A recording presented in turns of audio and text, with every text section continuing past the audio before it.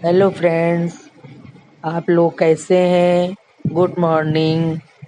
हम आपको वामन एकादशी व्रत की कथा सुनाते हैं। इतनी कथा सुनकर पंडु नंदन ने कहा, भगवान आप कृपा कर मुझे भाद्रपद शुक्ल पक्ष की एकादशी के महात्म की कथा सुनाइए और ये भी बताइए कि इस एकादशी का देवता कौन है, इसकी पूजा की क्या विधि है। युधिष्ठिर के ऐसे वचन सुनकर श्री कृष्ण ने कहा कि हे राजन, इस एकादशी का नाम वामन जयंती एवं अंग परिवर्तनी भी है। जयंती व्रत से बढ़कर और कोई व्रत की नहीं है। इससे सुनने से एवं समस्त इस करने का मात्र से समस्त पाप नष्ट हो जाते हैं। वैष्णव एवं अपनी गति चाहने वाले को इस एकादशी का व्रत अवश्य करना चाहिए। हे राजन, जिन्होंने जयंती एकादशी में वामन भगवान की पूजा श्रद्धा एवं भक्ति सहित कमल पुष्पों द्वारा की, उसमें तीनों लोकों, तीनों देवों एवं समस्त जगत को मानो जीत लिया है, क्योंकि शयन किए हुए भगवान इसी दिन अंक परिवर्तित करते हैं। इसी कारण इनका नाम परिवर्तिनी है। इसी कथा सुन युधिष्ठिर ने विनय पूर्वक कहा कि हे भगवान, ये बात मेरे हृदय में महान संदेश उत्पन्न कर रही है कि आप कब सोते हैं, कब जागते हैं और कब करवट बदलते हैं। आपने जो बलि को बांधा, उससे क्या कारण था?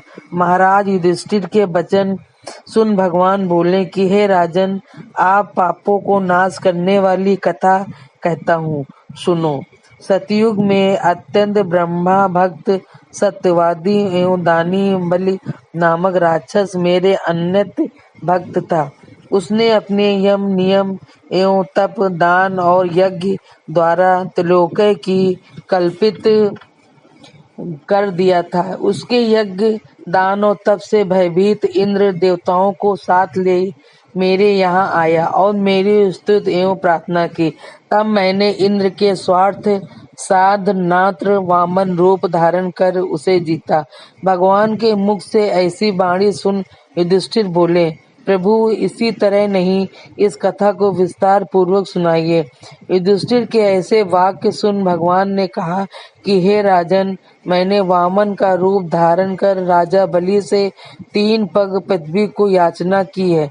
उससे सहस्त्र दान दे दिया, परंतु उसने संकल्प के होते ही मैं वामन रूप में त्रिविक्रम रूप में हो गया।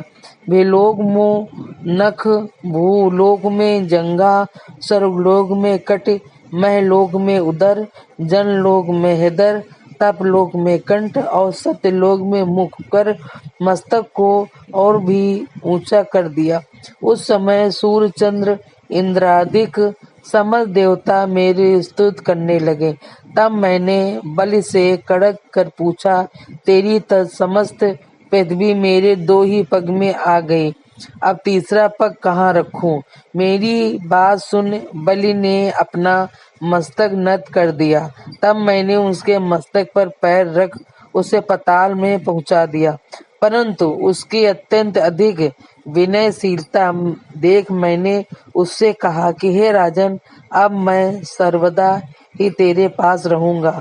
अतः भद्रपास के शुक्ल पक्ष की एकादशी को मैं एक रूप में बल के पास एवं दूसरे रूप में झील सागर में निवास करता हूँ। जब तक कार्तिक मास नहीं आता, तब तक मेरी एक मूर्ति से सैया पर और दूसरी बलि के यहाँ बराबर सोती रहती है। इसी एकादशी को मैं सोता हुआ करवट बदलता हूँ। अस्तु, इस एकादशी को त्रिलोकी भगवान की पूजा एवं दान तथा रात्रि का जागरण अक्षत पुष्प और महामंगल फल देने वाला है, और इसको करने वाले एवं इस कथा को सुनने वाले अवश्य स्वर्ग और मुक्ति को प्राप्त होते हैं।